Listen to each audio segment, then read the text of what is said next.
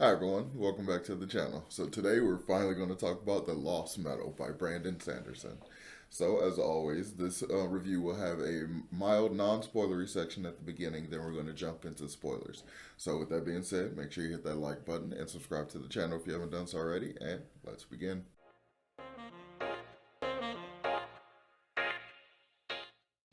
So, the Lost Metal. Oh my goodness, it's finally here. We're finally here. This is the fourth book in the Era 2 of the Mistborn series. Brandon originally said it was going to be a trilogy of trilogies, but this one kind of extended beyond a trilogy. And I'm really grateful for it because this time around he has completely taken the gloves off as far as the Cosmere and as far as all the crossovers. So, as a world building person and as a magic and lore person, especially for the Cosmere, this one really satisfied me. I like this one so much. This is definitely my favorite book in Era 2, and it's up there with one of my favorites in the Cosmere in general at this point. I probably will have to do some sort of ranking to figure that out and think about it. But right now, this one is very high up there. So let's go ahead and start off with the non-spoiler section. I'm going to give kind of a brief synopsis of the story and kind of give my general overall thoughts, and then we're going to go ahead and jump into the spoiler stuff so I can talk based on each character's story arc. So, in the Lost Metal, we kind of conclude the entire series of the Era 2 in a similar way. Ultimately, it comes down to a plot by a villain, and our crew has to save the world, essentially. So, in this one, we are jumped ahead about 6 years, I believe. In this one, now we see the development of all our characters. Like, they aren't really in the same place as they were before. There are much more developed places, much more interesting places, in my opinion. We have Wayne is now the deputy to Marcy, and now they're kind of doing this dynamic duo thing where they're off solving cases and stuff since Wax has since retired, and he's now being a proper senator and stuff. So him and Steris are, doing their kind of senator stuff and like all the kind of stuff that we got hints at before. So a lot of that is really cool. And of course, again, we are dealing with pretty much the culmination of the arc that was established previously with the set and all of their kind of shenanigans. So we're doing a lot of that stuff.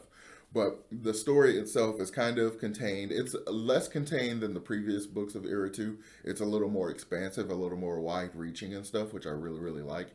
But it's still kind of cozy and intimate in a lot of ways because ultimately in this book, we only really have Wax, Wayne, Steris, and Marcy. And it's really them. It's like they are the core of the story, which I really like because that is essentially who we started the story with. And it is awesome to end it that way. So the pacing for this story, I found some of the pacing for the other books in Era 2 to be a little like too slow for my taste, to be a little too spaghetti western in a lot of ways, and it kind of caused a mixed reaction. Granted, on this reread through, I enjoyed them a lot more than I did on my initial read, but I had a lot of issues with it on my initial read. And this one has much better pacing. This feels much more like a classic Cosmere book, more like one of Brandon's other books on one of the other Shard Worlds or something. Like the pacing feels a lot more consistent, and we like continuously run towards the Brandon Sanderson avalanche, the Sanderlanche towards the end. And this one has a huge Sanderlanche, and it's so well done. It is so much fun. It is just so satisfying. So the pacing of the book is really well done. I enjoy it a lot because we get a great amount of time with each of the characters, each of their arcs, and we kind of really understand what they're going through, their emotions, their feelings, their motivations, all that kind of stuff. And it doesn't drag, but it has like slow beats when it needs to, but then everything kind of picks up when it has to. So it's just really well done. The character work in this story also, the character work is really well done. This is probably the most in-depth character work along with deep diving world building I think Brandon has done. Like the two of them are so evenly like spread out throughout the book, and they're both given so much great attention that it's really hard to ignore these great story arcs and then like while at the same time being just mind blown by all the world building stuff that he does. So it's just a lot of fun. It's a great combination of Brandon's two greatest like strengths in his writing, his characters and his world building, and I really like the culmination of the arcs that the characters go through in this one. So I've kind of already hinted at the world building. I think the world building and the expansion of the world building in this story is really well done. It's a lot of fun. We get to continue to build on the stuff that we learned in the previous books, and we continue to get more like overall Cosmere world building expansion. So there's just so much to chew on. There's so much to think about. There's so much stuff to just speculate about. So as a result, there's probably definitely going to be more videos of me just speculating about little clues and hints that we get in this book. So the only real negative I guess I would have for the book, or like drawback I would have, is still the villain issue. Like I've had an issue with this setup previously in other books, but something about the way the villain is used in this series and the way the villain is used in this book is just very underwhelming to me in comparison to other like large arc villains. But there's a secondary source for the villainy, I'll say, and that works out really well. It's very well fleshed out and is very intriguing for later on. But the nature of the villain setup in this story and in this era, I just think wasn't as satisfying as it could have been. It just kind of was like, I guess we need an overall villain, so let's do this thing. They didn't feel very developed to me. It didn't feel very entertaining, and I felt no threat for them or from them like the entire time. So that's probably my biggest negative on Era 2 is the fact that the villain ultimately for me kind of flops. But yeah, I guess that'll be probably my all my non-spoilery thoughts because some of that is going to get towards spoilery in order for me to expand on. So let's go ahead and jump into the spoiler section. So here's your warning: anything after this point in the video will be full-on spoilers for Mistborn, Lost Metal. The Lost, I almost called it just Era 4. I don't know the Lost Metal. So full-on spoilers. If you haven't read it, then go ahead and read it, and then come back and talk about all the cool, fun stuff with us. Because this is probably only going to be one part of my full spoiler expansion because I'm probably going to have to make multiple videos about it. So yeah, with all that rambling nonsense out the way, let's go ahead and start off talking about Wax. So once again, spoiler warning. So we're talking about Wax. So Wax story arc in this book. I really like his story arc. We are basically getting a culmination of Wax accepting who he is, accepting all these different parts of himself. Like he basically has to accept being Harmony's sword while not being just a tool. So he's basically accepting that he is a senator, he is a lawman, and he is a hero, basically. He is all these things that he's done. He doesn't have to choose to be one or the other or anything like that. And now he's a father, so he has this whole other aspect to him being like a senator and a family man and a husband and all this kind of stuff. So for whatever reason, Wax tends to think he has to like choose. He can only be one of these things. Like he has to like fully focus in one direction. But over the course of the story, he kind of realizes like, no, he doesn't have to. He can be all these things because all these things makes up who he is. So it makes sense that all these different parts of him would, be important to the person that he is. So I really love that ultimate message of his story arc. That was like the ultimate conclusion of his arc. But it's interesting because he was essentially like the main guy that we start out with. But then in this book, he kind of takes a little bit of a backseat as far as character development and like all that kind of stuff. Because his character ultimately is done as far as his development. He is very close to the end of his development. So it just took a couple realizations for him to have like this, overarching, become a well-rounded kind of character. But we get a lot of fun with him in this book. There's an action scene that is reminiscent of all these hallway fights and stuff that keep happening in movies and stuff, like in Daredevil and stuff. And like a lot of it is kind of John Wick-esque and stuff. So when this is adapted, I really want like Chad Stahelski, the guy who does the John Wick directing and like all the stunt coordination and stuff. I really would love for him to like take over this. I don't know if he should direct all of it, but at least do like the action. Because there's a stairwell fight scene in this book that is so cool. It is so, so cool. I think this is the coolest we've ever seen Wax. He gets to make full use of his steel pushing and like just complete use of all his skills and then all of Renette's awesome extra guns that she gave him and stuff. We get to see all of that go down in this really epic scene where he reportedly basically takes out almost 200 people, almost single-handedly takes out like 200 people, and it's just so insane. Like the visuals in my head for it is just like mind-boggling. I just can't wait for that to be adapted, and I just need whoever adapts it to just do it correctly. Like, please.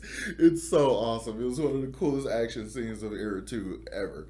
And Wax continues to get like fun action scenes like this. There's a scene where he basically gets to completely cut loose and like he's on this high-speed chase situation, and he basically completely cuts loose in this other city where he's not worrying about doing property damage when he pushes off of different pieces of metal and stuff, and he just gets to keep going and going and going. And it's very reminiscent of then when she kind of discovered the little pathway she made with the horseshoes and stuff like that, kind of getting a real Alamantic like freestyle kind of thing going. So it was a lot of that happening, and it was just a lot of fun. I really, really like the use of Wax. I like the use of his abilities because he's almost like 50 years old or something. So his like fine tuning and perfection with his abilities makes a lot of sense because he's had them for so long. So it's just really well done, and I really like that. But like again, I say, his story arc isn't the most like heart-wrenching or whatever. He has like the cleanest, most well-rounded kind of easy storyline, I guess I'll say. But it was still a lot of fun. And he also is a father now, but his scenes with Max, his son, is so much fun. I think Max is just so cute. He is such a well-used child character. He doesn't overstay his welcome. He's not annoying. He's not overly precocious or anything like that. He's just a cool kid who admires his dad, loves his mom and stuff, and is a big fan of his Uncle Wayne. Who, and it's funny because my dad's name is Wayne, so all my cousins call my dad Uncle Wayne. So it's so hilarious hearing this character call Wayne Uncle Wayne and stuff. So it's just like, I don't know, it's funny. But seeing him like do his accents and stuff because he takes after Wayne a little bit, like he admires him and stuff. Like I really like that. I thought that was just so much fun. These are some great dynamics Brandon carved out and like continued, and I just love it so much. And I'm a little sad that we won't get to see them more because next time we'll probably jump another few hundred years in the future, so they'll be dead. But yeah, so that's Wax. So let's go ahead and talk about Steris, his wife. So Steris in this book, sadly, she doesn't. She still kind of continues the same thing she did previously, whereas she's not, in the forefront of the book. She's kind of back home, still taking care of all the Senate stuff, still doing all the business and politicking for the Ladrian family and stuff, which makes sense because she's not like a gung-ho action person, even though she really does enjoy like the, backseat allomancy, like the flying through the air and stuff like that. But she's not like a gun-toting, like action shoot 'em up kind of person. So it makes more sense for her to do stuff that is more within the realms of her skill. And in this one, she really does get to flex her skills a lot. Like the thing that she just thinks of as a quirk in herself is really, really this great predictive skill that she has. And it comes in great use in this story because the major event that's happening is the set is essentially trying to destroy all of Ellendale in order to basically impress Autonomy, who is the primary like big bad more or less, but one of her avatars is Trell. So in this story we actually figure out who Trell is. Trell is an avatar of Autonomy, which is one of the biggest theories about who Trell was, and part of me is slightly disappointed that that's all exactly true because I'm a little nostalgic for the days of the fandom just throwing ideas at the wall and none of them sticking because we had almost no idea what was going on and we were just still so much more ignorant about the Cosmere and stuff. But it makes sense. We have all this foreshadowing, just so much knowledge with all these books and stuff. We just have all the correct hints and clues to figure this stuff out. So it's inevitable that a lot of the theories and stuff that we have in this era in the fandom will turn out to be correct. But I just was kind of like, because I had already got mentally used to that idea. So when it was confirmed, it was just like, oh, okay, so it is exactly that. So the reveal wasn't as big as I guess it could have been had I been truly ignorant of all the theories and stuff. But it still works out in an interesting way. So Trell is essentially the villain, but Autonomy has essentially chosen Telson to be the avatar Trell, for Autonomy or whatever. And the whole goal is to basically destroy Ellendale in order to prove that they can take over the world in order to stop Autonomy from destroying the world. So there's this whole situation of there's probably a bomb that's going to go off in the city and destroy everything. So Steris is able to flex her skills to like prep all the scenarios that would happen, like a tsunami situation and like multiple scenarios in which they can evacuate the entire city and all this stuff. So she just kind of gets to flex all this stuff while dealing with some of the people that are in the Senate that are a little corrupt, so that she basically has to maneuver and fight through them and stuff and kind of expose a little of their BS and all this kind of stuff in order to get the ball rolling. So we get to see a lot of her. Well, not a lot of her. She's barely in the book. She has probably the least amount of screen time. But she gets to really flex who she is and her ability and stuff. And I really appreciate the fact that she wasn't just kind of left at home with the kids, because that would be a very easy thing to do with a character like her. And I'm really happy Brandon didn't do that. And we got to see just the culmination of how cool she is, how useful she can be. And ultimately, she's rewarded with this cool government position where she's basically the disaster plan coordinator for the government or whatever. So, like, tornado warnings and stuff like that. She's basically going to be the one to invent all that kind of stuff, which is really, really cool. And I like seeing a lot of these kind of world building overall structures of the planet that are similar to our world and like getting to see them kind of develop and stuff. I like that a lot. So next, let's go ahead and talk about Marasi, because this one I want to kind of just talk about generally, because ultimately I think this is going to be the source of the second video I have to make. I want to go into more detail about a lot of the crossover stuff that Marasi gets exposed to. But in this one, I'm just going to kind of generally talk about her part in the story and her arc. So ultimately, Marasi's arc in this story is to kind of come to the conclusion of like what she ultimately wants, what are her true motivations, and like kind of stop kind of vacillating towards these other things. Like her going to school to kind of be a lawyer, then becoming a constable, becoming a law woman and stuff like that, and like her motivations for doing stuff because she always has this feeling of wanting to do more. She's always motivated by trying to help people and help the city and help the people of the city kind of like stand on their own 2 feet a little better and stuff. Like even people inside the constabulary and all that kind of stuff. So she just always kind of wants to do more. So she finds herself in this situation where she's a part of the action and stuff too, but she ends up getting split off from Wax and Wayne. I think she's working with one of the Kandra at this point, one who's not a fighter because Melan is off in Shadesmar trying to figure out more about the Cosmere for Harmony because he's sadly ignorant in this situation, especially with autonomy encroaching on this space and stuff. So it's kind of a whole thing.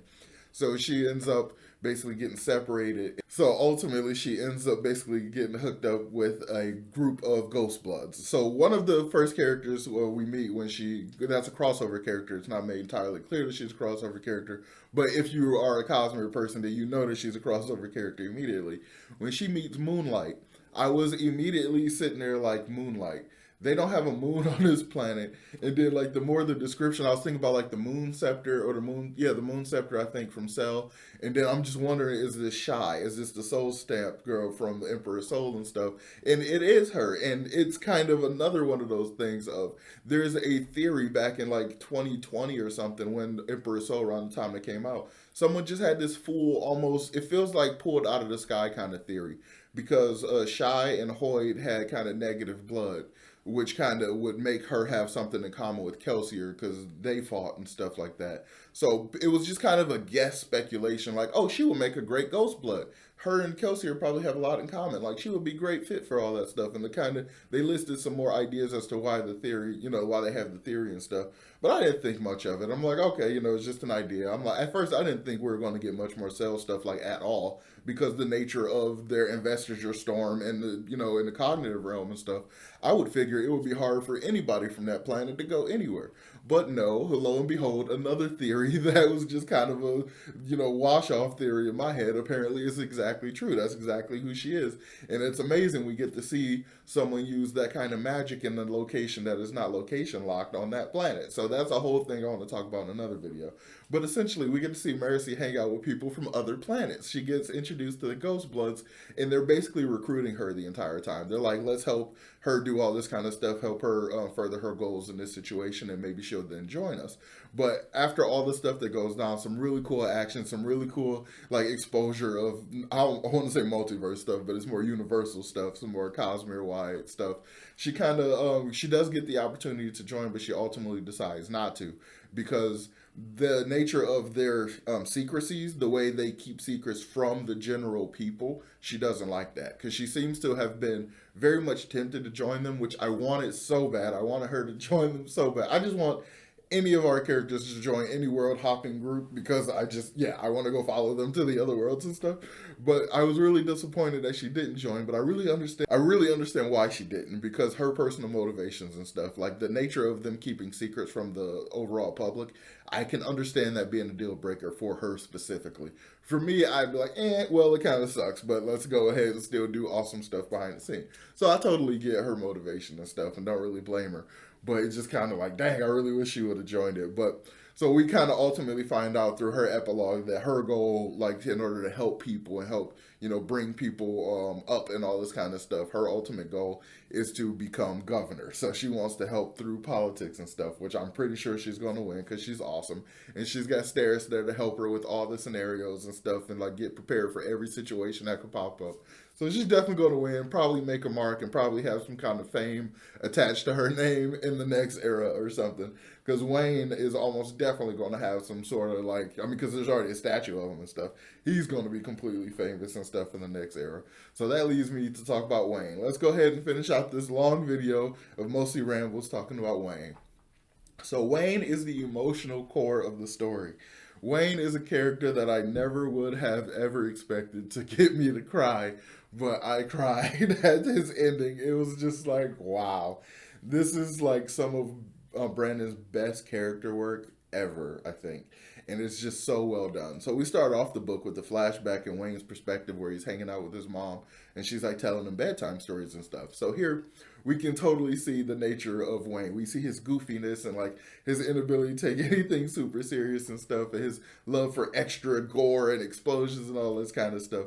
But ultimately, we do see that he has this desire to be the hero. He loves those kind of stories where like the hero wins and that kind of stuff. So he has this part of him. You know, it's core to who he is. So it kind of explains a lot of the nature of like his path in life and stuff. So it's a lot of fun to see that. We see him again with Wayne or with Wax, and we get to see a lot of the dynamic duo work at play. We get to see their rapport off each other, which is a lot of fun and almost nostalgic at this point. So it's just really cool because like now he's getting up there in age, so it's like he's been forcibly like made to come to terms with his own maturity at this point. He's like filthy rich because he's made some ironically amazing investments and stuff. So like he just has so much, and he just basically is left with everything else in his life that could have been dealt with is basically dealt with. He is just now left with the necessity to forgive himself for what he did in the past. So like he gets told by Wayne, like, don't you think it's hard on the girl of the guy that you killed that you go to every month and she has to keep seeing your face and stuff? And he doesn't really think about it, but then he's like, dang, that probably is a thing, because he was doing it purposely to punish himself, not so much to gain forgiveness or anything like that. So ultimately he stops doing that, and like so it's just kind of more stuff is happening on that front. He stops going to punishing himself, and like they have more conversations basically like you've done enough penance, like you've done enough, like you it's not a matter of ever being forgiven, like you've already done enough to where you deserve to forgive yourself and just allow yourself to not continuously keep punishing yourself. Like granted what you did is terrible and will never be, you know, fixed and can never be washed over, but you have to kind of forgive yourself enough to at least move on a little bit. So after all the work of the set trying to basically create a nuke, they tried to make essentially a ballistic missile by combining harmonium, which is Harmony's god metal, with Trellium, which is the Avatar Trail's god metal and stuff. Or I guess it's or Bavadinium, I guess, because Bavadin is the holder of autonomy, because Altinium. Actually, I think Altinium kind of it sounds cooler than Bavadinium. All these metal names are goofy to me because I didn't think Harmonium was going to be the actual name of Harmony's metal, but it's too, you know, it's too easy not to, but it's also kind of lame. But so they were basically trying to make a nuke, and because autonomy kind of gives them glimpses of the future and potentials of technology and stuff to the set and to Trail, that they kind of have an idea of how to do it, but they don't get all the precise details. So they are really struggling to try to create like the ignition setup and everything. So ultimately they fail and they come up on their deadline before they can actually make the missile like blast off and like go and, you know, work like a rocket does on Earth and stuff. So they ultimately put the bomb on a boat and send the boat out to Ellendale to try to like make it, you know, destroy the city from that angle instead of just like dropping down on it. So in that scenario, this is like after all the epic fighting, because Wax and Wayne have been working together like the entire time and stuff. After Wax does his cool stairwell thing, they come up on a bunch of other guys, and because of all the stuff that Wayne has been learning at this time, he's like accepting that he has to forgive himself, and like there's other people just like him that are probably doing bad stuff that they don't want to do because they feel like they're obligated and stuff. So he takes the chance, and because they both are also like damn near out of ammo and like out of metals and all this stuff. So he takes the chance to basically talk down this other huge group of people.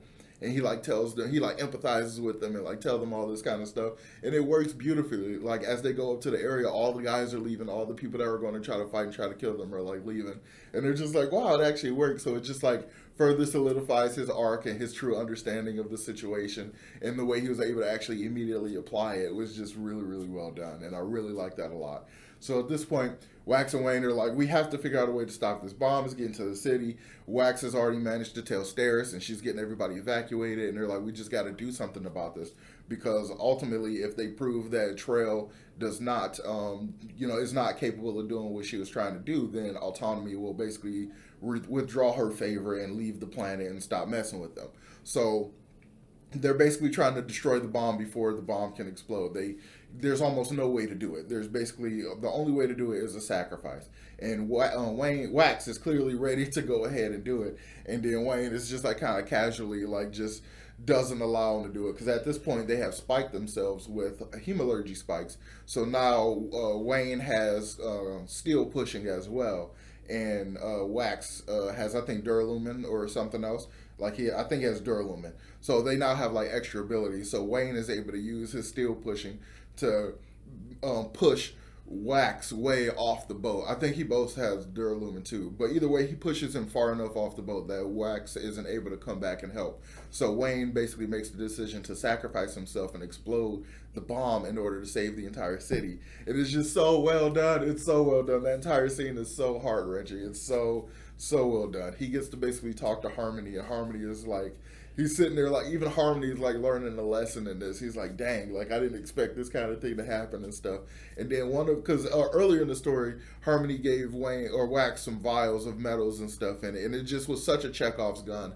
I'm like, one of those definitely has to be something like a big deal. It has to either have some ATM in it or something.